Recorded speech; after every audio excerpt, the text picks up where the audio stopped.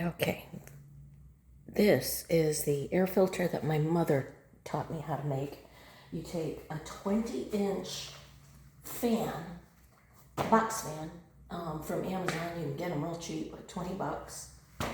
4 20-inch MERV 11 air filters for each side. When you get the fan, you cut off a piece of the box to put that on the bottom, and then you seal it all with duct tape.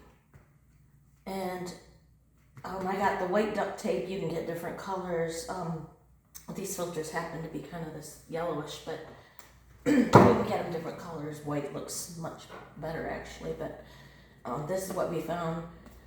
So it's cheap and it helps with smoke and dust and dander and all kinds of stuff, but obviously it doesn't keep me from getting sick. But the house is less dusty, and it makes a nice noise when you sleep with it. Just a nice hum. The fan is blowing up, so it's sucking all the air in. And that's it.